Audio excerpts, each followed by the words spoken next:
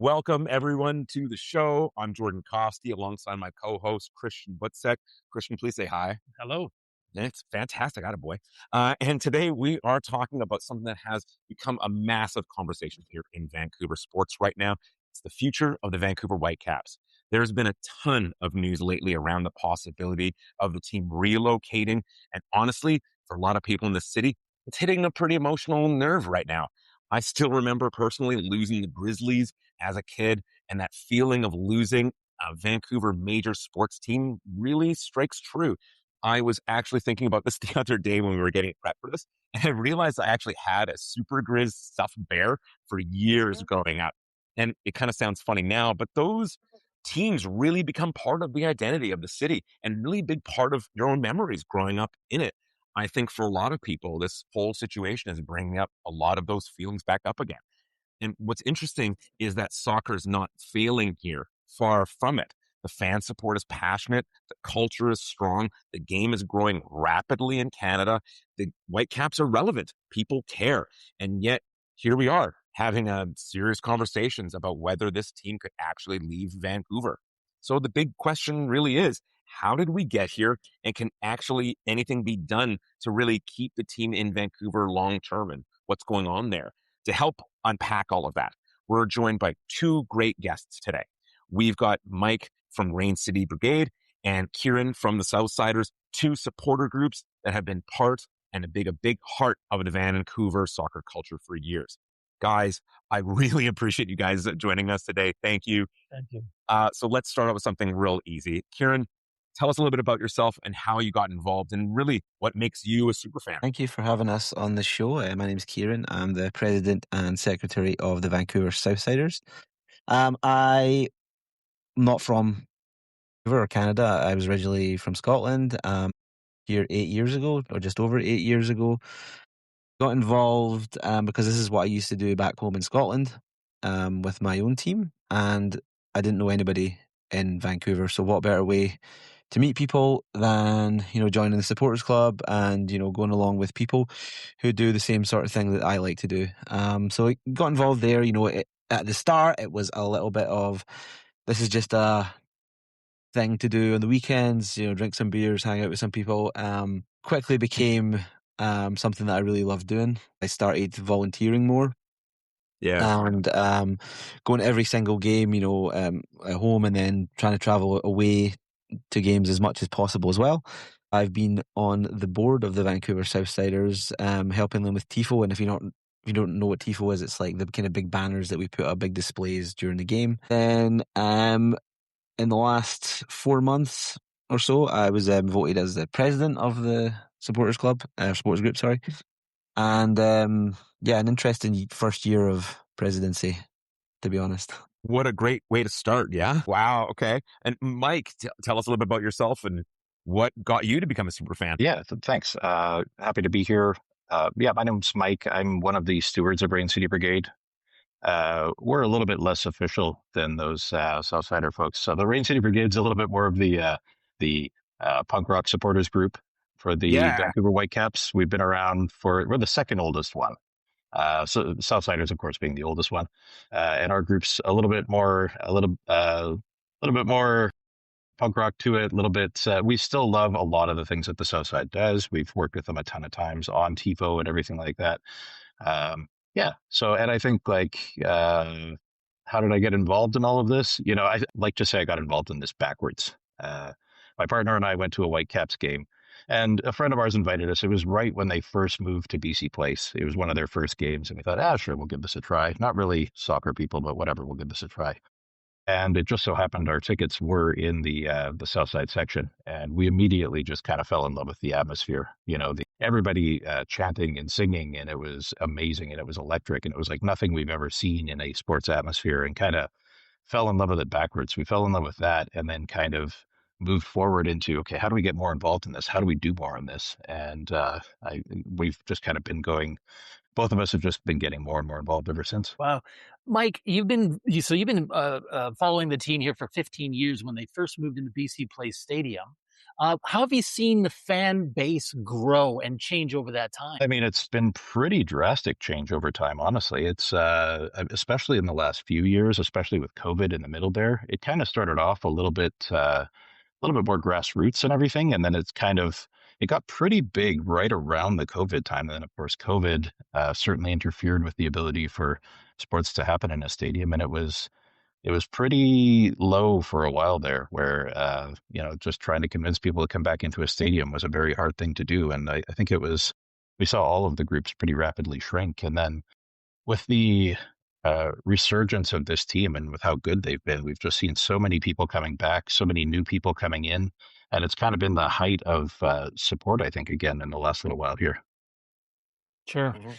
Guys, you were probably both at that. I think of that quarterfinal match last year against LAFC, where we went down 2 men in extra time, went to penalties, and the Caps pulled it out. And I still remember telling the people sitting next to me, I thought this may have been the greatest sporting event that I'd ever been part of.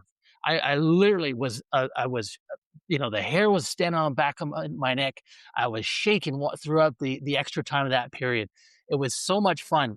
And then here we are, fast forward 6-7 months later, and there's talk about we're going to lose the team. And it drives me. It's an upsetting feeling for me, especially because there's not a lot of sports clubs in Vancouver. Tell us, how did we get here? Why are we actually in danger of this team moving? Ciaran. I mean, I feel like I'm going crazy sometimes when we talk about it. Vancouver is a World Cup city. We are doing well in all of our soccer teams. Say the Vancouver Rise, the women's team, they won the NSL title last year. We got to the final of the MLS Cup, the final of the CONCACAF Champions Cup. It shouldn't happen. Yeah. The issues behind it are nothing to do with Vancouver being a sports city or a football city, because it absolutely is a football city. I mean, the core issue is really profitability. MLS is a single entity league. They want long-term stadium certainty, new control, like that. Over the seating, what's it called? Premium seating for like the VIP guests and stuff like that. Premium boxes, that sort of thing, because they make a lot of money out of that. BC Place is maybe not the best stadium for that sort of stuff. The province obviously controls it. The kind of centerpiece to why there's even of this right now. Everything that's happened positively with the Whitecaps, still not competing on the same level as the other teams in the league in terms of revenue. So it's really just a stadium situation. In North America, if they play in a state-owned, provincially owned, city-owned, whatever it might be, stadium, are the ones that the tenant are the ones who operate the stadium, and that just doesn't happen at BC Place. There's a lot of inefficiencies with that, and of course, Whitecaps don't get scheduling priority for anything like that, right?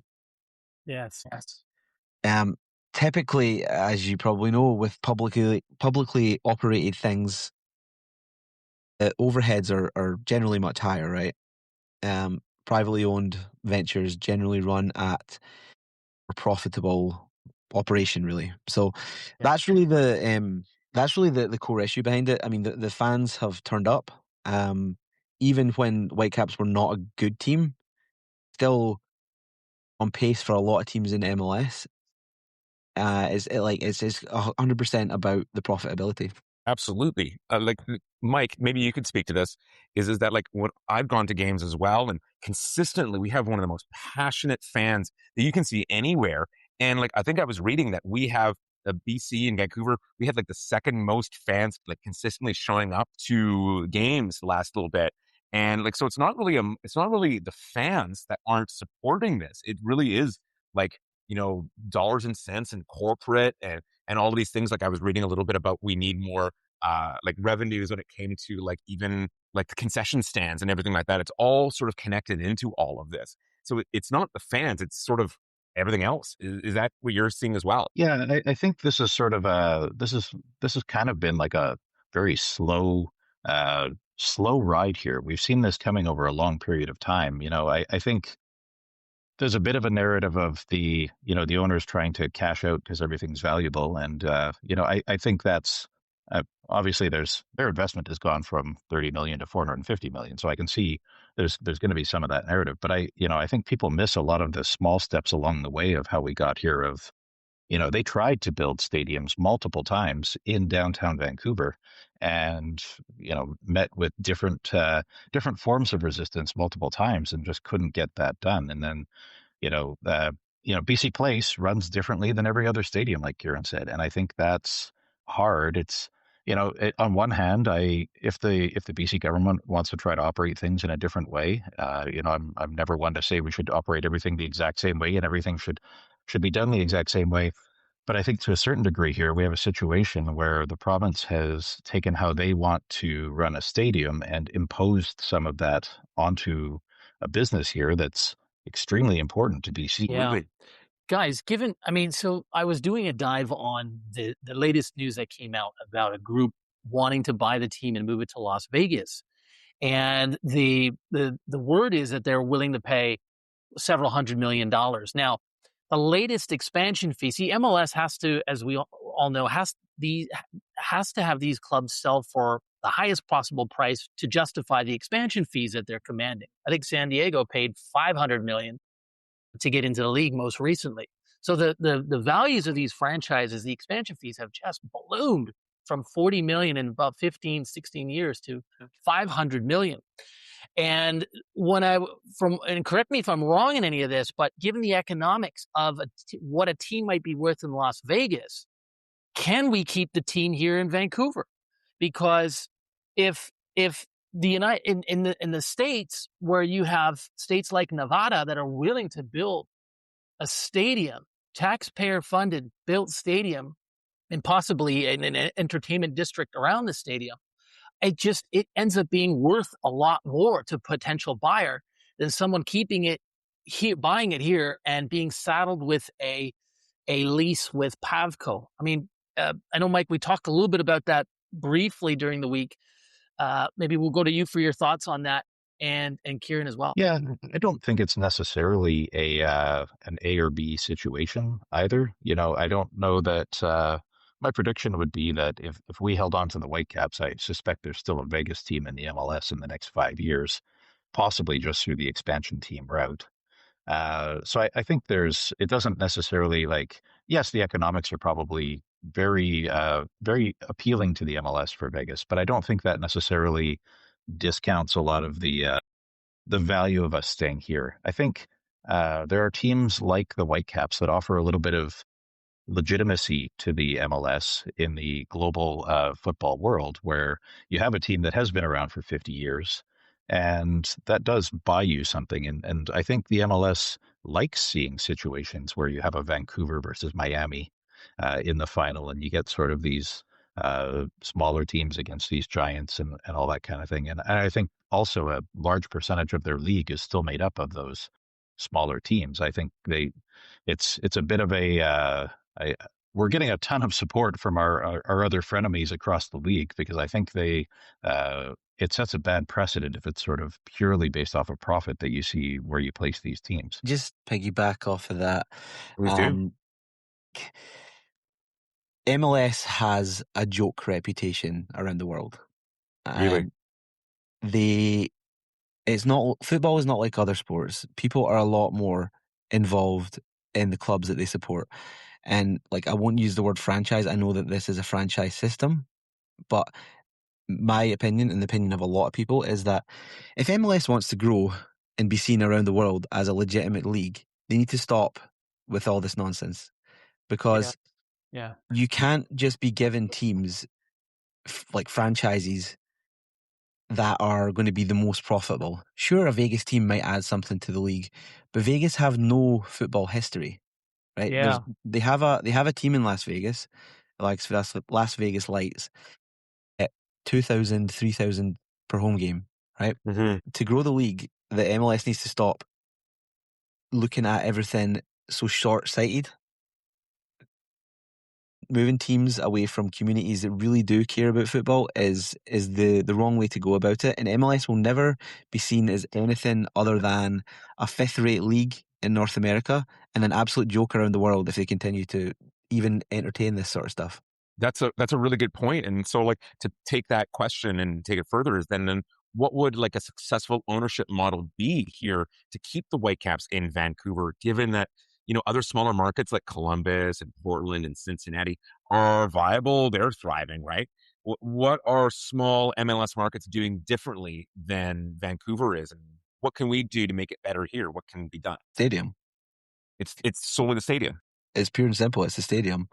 The other club in a small market operates and or owns one stadium, and that's what we need to do term to make it successful here.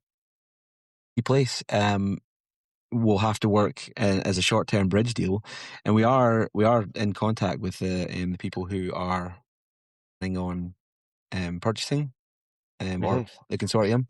Can't obviously give too much details about that, but that's the kind of the dialogue that we're having with them, is that the stadium needs to happen at some point, but a bridge deal with BC Place is necessary until that's built. Really?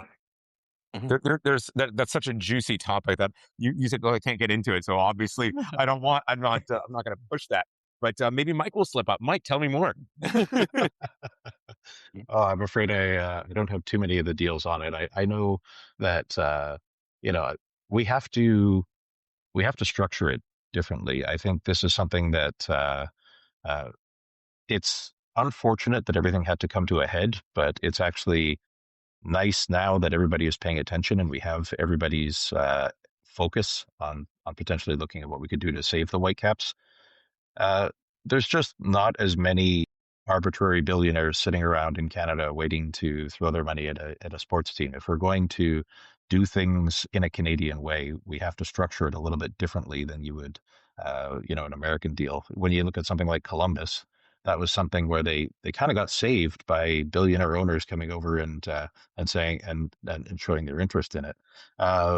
Maybe we'll get that. I sure wouldn't hate that, but I have a feeling that it's going to be a little bit structured a little bit differently if we want that to succeed in Vancouver and in Canada. I was going to say, when it comes to the stadium, there have been several locations that have been talked about in the past. Most recently, the city of Vancouver signed an MOU with the Whitecaps to build something out at Hastings Park.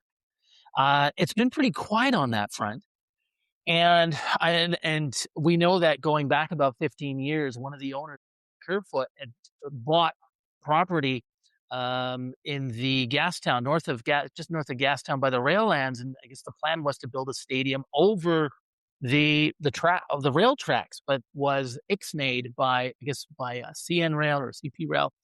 And now the third suggestion that I've seen was, why not just give the stadium or let the Whitecaps purchase it? Something in that fashion where they would operate BC Place Stadium. At least that saves the cost of actually building the stadium. What do you guys, Ciaran, what do you think might be the most likely route here? Or is it none of the above? So there's actually 4 we're looking at right now.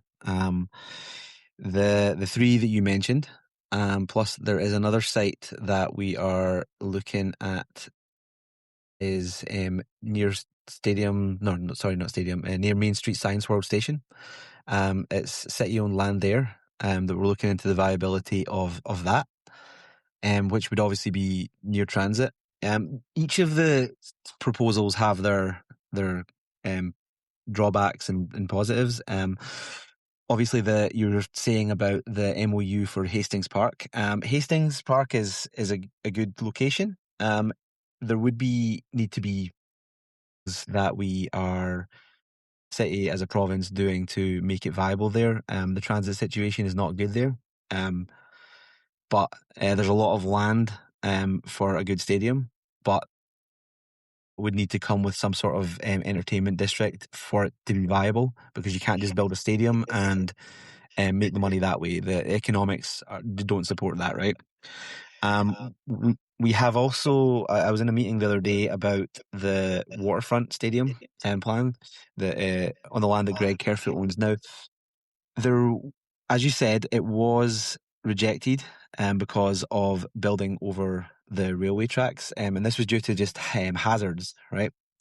Yeah. Since then, has been a stadium in North America built the exact same way, which was the Minnesota Twins. They built their stadium over railway tracks, so they have got systems in place to deal with these hazards effectively. So that has come back to the table as a viable solution.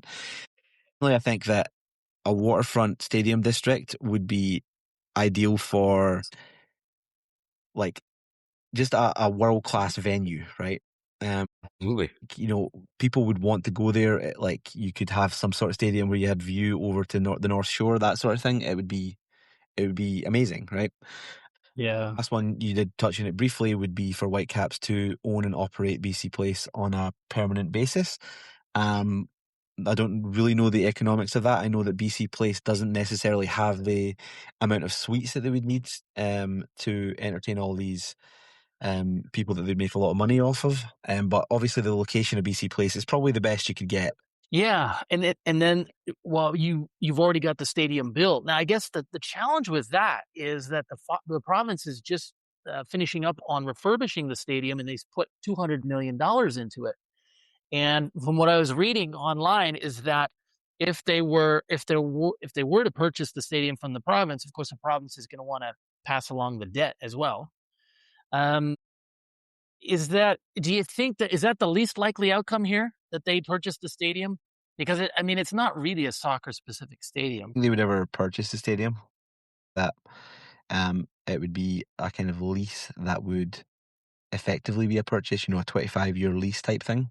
I think that the stadium has a lot of inefficiencies that they would need to figure out. But yeah, I don't know if purchasing the stadium is a realistic option, but I could be wrong there. There are other models for this in North America.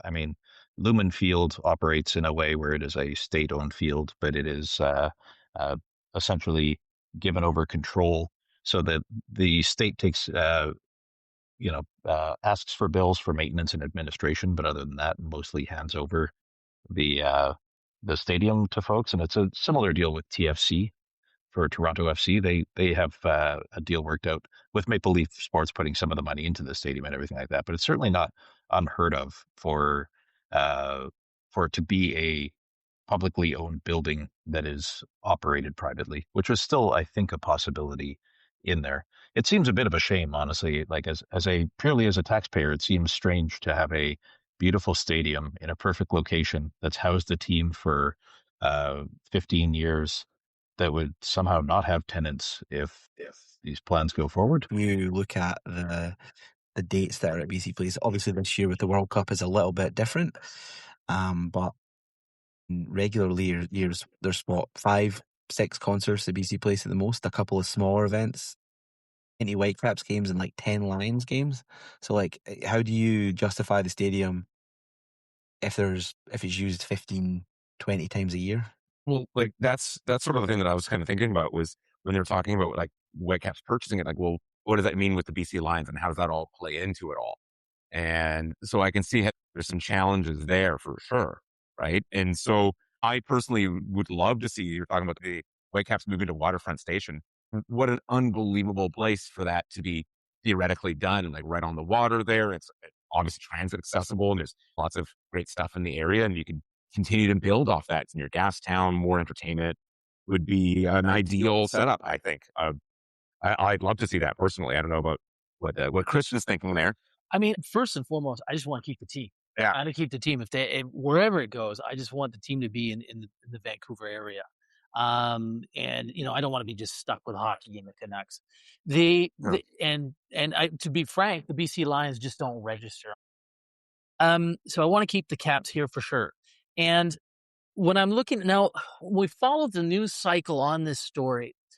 Operating BC Place Stadium is the primary tenant, so having full control over, let's say, scheduling and concerts like Bruno Mars, Taylor Swift, getting full, concession revenue, hot dog sales, beer, parking, and all of that. I know that the numbers reported out in the online have been between the Whitecaps only get about 12 to 18% of that. And when you hear Axel Schuster, the sporting director, he constantly throws out this number of about 40 million. 40 million, I guess is what he's saying here is that they need 40 million more in revenue just to be in line with where what the average MLS club is making in revenue in those areas. Now, the other thing is the province says that the Whitecaps haven't approached them about running the stadium. Guys, can you talk a little bit more about that? Like, what do the Whitecaps need to make this work? Why haven't they already approached the province and then said, "Hey, look, we'll operate the stadium"? Yeah, I'm honestly not sure why they haven't at least broached that topic. That seems a strange one to me in the sense of if we're saying we want to try every possible option, that is one of the possible options. I think there's a little bit. I kind of have this feeling when I look back on a lot of how this has unfolded of a little bit of kind of, asking permission for something and being told no and just kind of like, okay, we weren't able to do. How about this one? No, you can't do that. Okay, well, we kind of walk away from that one.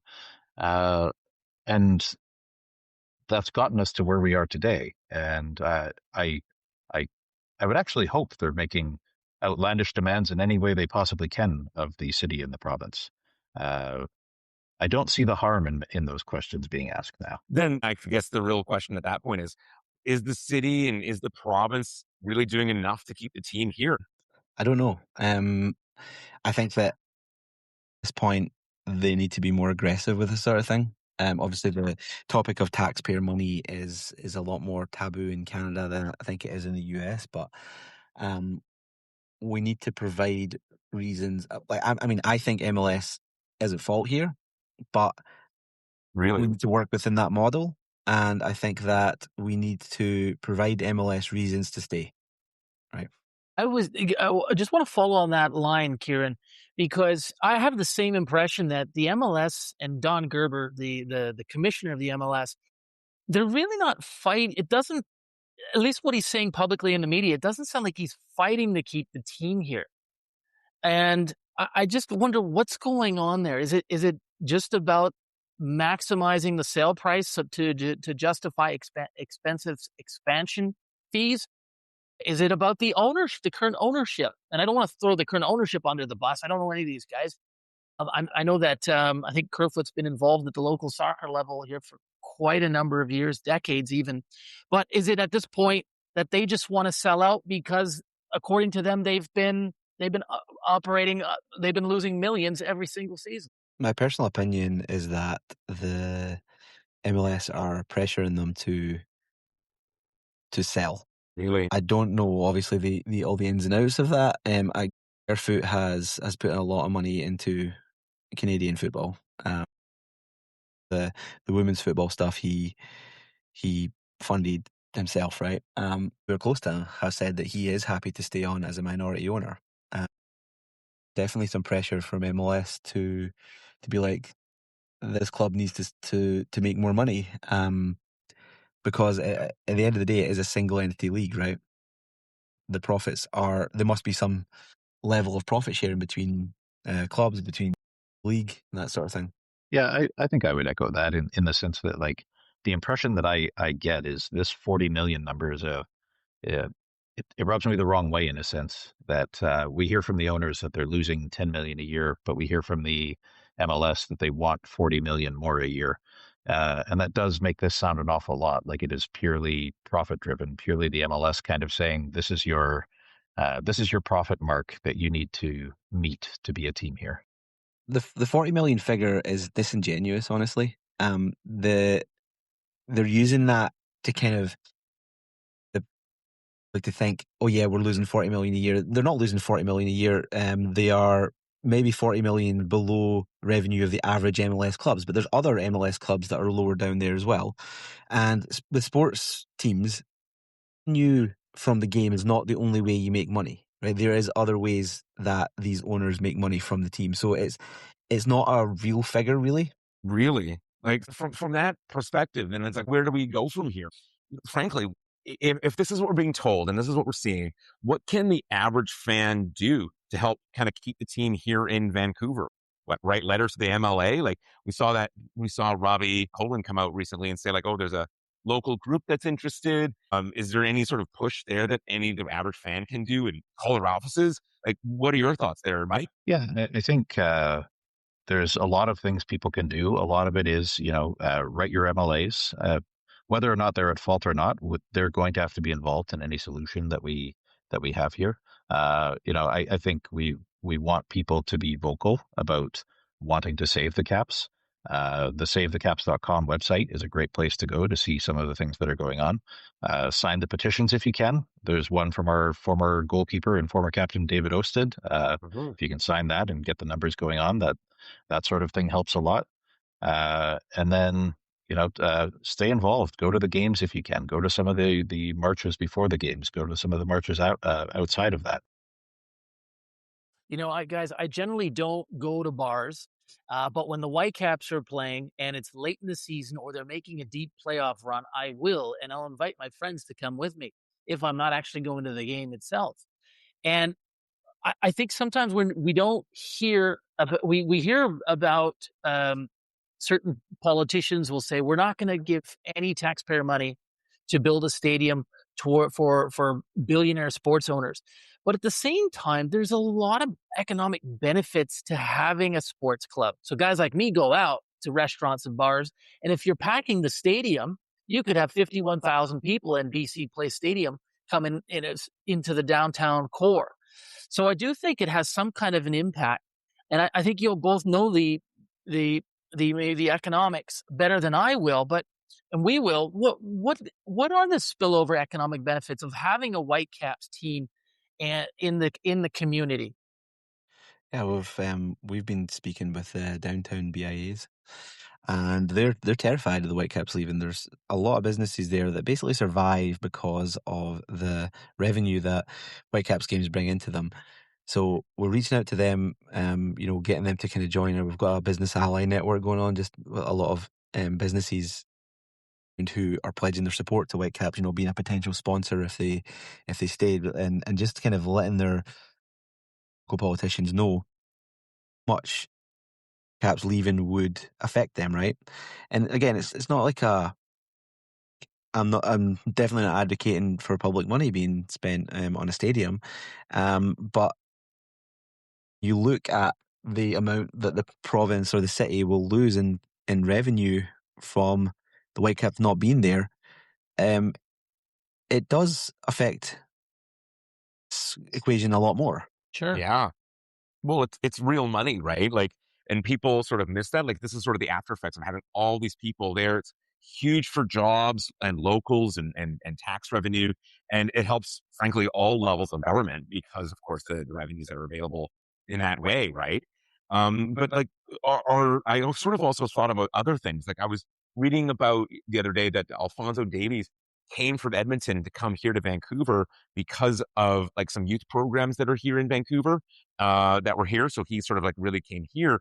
And I feel like losing the Whitecaps would sort of put a big dent in that involvement in youth sports. And that would promote the game of soccer here in Vancouver, where it's currently thriving.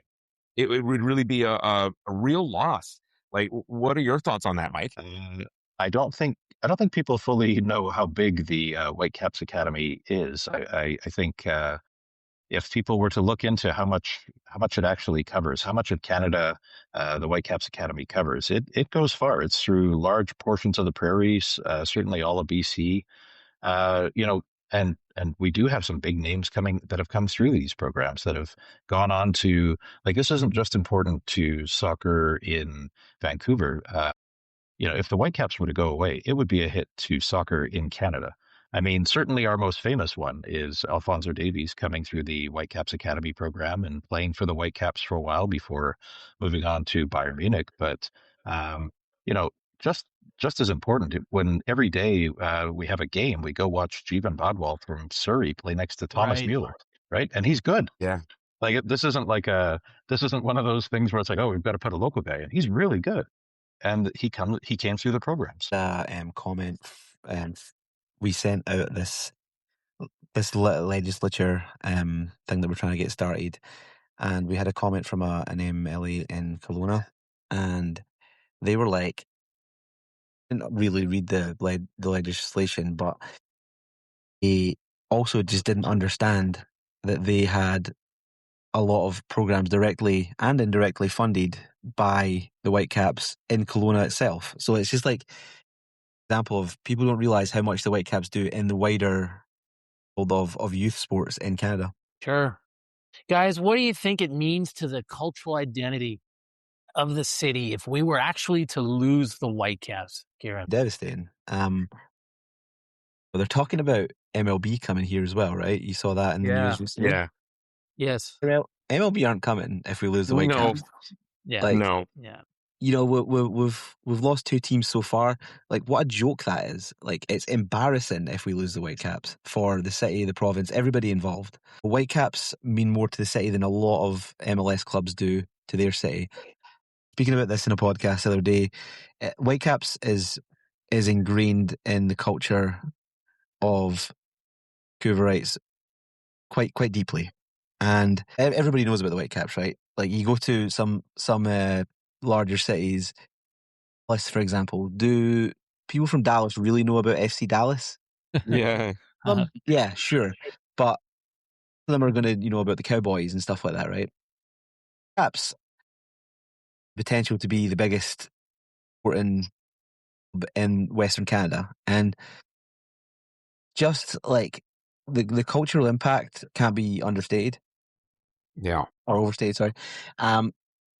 I just think it would be so embarrassing for everybody involved if we ended up losing them. Yeah, absolutely. Absolutely. Well, I get the impression that the league, the MLS, is not fighting hard to keep the team here. And I think we talked a little bit about the fact that because it's a single entity league, so I think some of the revenue, or if not all of it, is pooled. I'm not sure if I have that correct, guys. But why aren't they fighting harder to keep the team? I mean, it's a great market. They've got a great rivalry with the Sounders and with the Portland Timbers. It just makes we're one of the World Cup host cities here in Vancouver. Why aren't they fighting harder to keep this team here? The MLS would prefer to have the team kept in Vancouver, but it's all about the economics of it, and I don't think right now they're willing to lose some money to have the club here. And while that may be understandable short term, I think it really shows a lack of long term planning. As I said, this league is not going to be taken seriously around the world and in North America if they if they keep doing things like this. So I think at the end of the day, MLS would love for a local buyer to come in and say, this is our plan to make it viable. I think that they need to focus less on the short term economics and more long term. Yeah, I think they're behaving a little bit like I think they're trapped in between two sets of expectations. I think they've been very hesitant to do what other leagues have done a lot faster, which is move teams for profit. And they're being very aggressive on this one, but I feel as though they would still prefer to not, because again, this is something where in the footballing world, this is not a thing you do. You would not go anywhere else in the world and say like, oh, we're gonna move your team. Yeah. That wouldn't happen. Yeah. Well, I mean, like I hate to be so negative a little bit, but it's like if we really did lose the team, is there really even a path forward to getting one in the future? I mean, as mentioned, we talked a little bit about the new expansion fees and everything like that. It would be so astronomically high. We lose the team that has all this history here. We all have our memories with them. I mean, I followed it when it was the 76ers as well, like back in the day, and then Swangard and all of that. So, I mean, it's a real shame. And like, so is there a real path towards one in the future if we do lose it? Like, remember the San Jose earthquakes? Like, what do we do there? Right? I would say personally, I don't know if they were to leave. I don't think there would be another MLS Whitecaps or another MLS franchise in the future. I think like we have every bit of momentum right now that you could ever ask for. We currently have the attention of FIFA. We have the attention of the provincial and civil governments. We have the we have an incredible team on the pitch. They are, if this can't sell somebody, I don't know that there would ever be a better situation to solve this problem than that. I mean, Thomas Muller is on the team, and I can't think of a better ambassador to the city and the sport than anybody. He's taken it like a champ. I'm amazed at how great he's been. Well, and if you look at the attendance numbers, I mean, the Whitecaps are up towards the top in terms of league attendance. North of, I think, 25, around 27,000 per game. And especially as we move through the rest of the season into the playoffs, those numbers continue to go up. Guys, as we move here towards the end of the podcast, question for you. 1 year from now, is this team here? Ciaran? Yes. Love it. Mike? I sure hope so. We're going to do everything we can. Ooh, that didn't sound quite as confident as Ciaran. No, that's just Rain City. You know, there's a little bit of negativity there. No, I'm joking. Yeah. he's not wrong though. Rain City Brigade, indeed, my friend. Rain City. No, I believe we'll save the team. We're ready to fight as long as it takes. We've got a lot of plans in place. We're very organised. We've got the whole support of the league behind us. You know, as somebody was saying to me the other day, who was a politician, he was saying that right now, Outsiders or Save the Caps are the most powerful political party in Vancouver. So, we're ready to do what it takes, whatever that involves, and I believe truly that we'll save the team.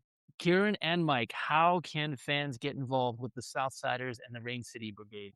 With Southsiders, you know, we have a membership system. You can sign up online, vancouversouthsiders.ca. You can look at our stuff on savethecaps.com as well. Sign up there.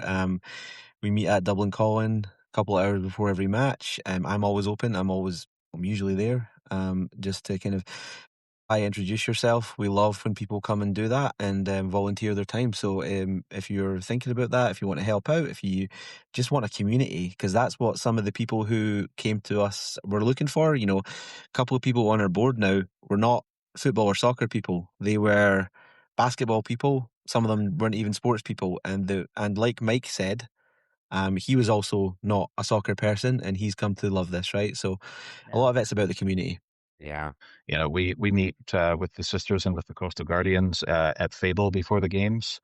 If you want to come visit us, my recommendation is go tour them all. Go to everybody's bar. Go see the groups. Go before the games and visit everybody and say hi and see what the culture feels like to you. But yeah, come visit us. Come say hi, and you know, if you like it, stick around. I think that's important. There is something for everybody. Each of the supporters groups has its own kind of different quirks and stuff like that, and you might enjoy one more than the other, right?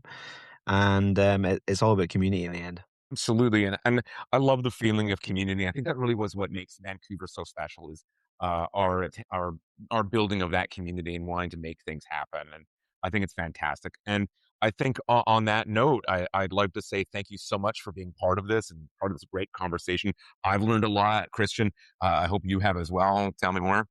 Just absolutely, guys. I really appreciate all the efforts you do and outside of the podcast as well, because Absolutely. That's where 99% of your time goes in terms of the supporters groups. And Ciaran, I love what the words there you said were music to my ears about being the most powerful political party right now. Yeah. Or having a lot of influence anyways at the grassroots level. So keep on the pressure as well. And I'm going to go and I'm going to sign that petition today. Me too. I'll find that and make sure it happens. So thank you so much for being part of this. And I really want to say thank you so much to both of you. So thank you. And we're, I guess this is it for us. If you have any questions about this, please reach out to Ciaran, reach out to Mike, get more information, get involved, and let's keep Vancouver Whitecaps here in Vancouver. Amen. Thank you.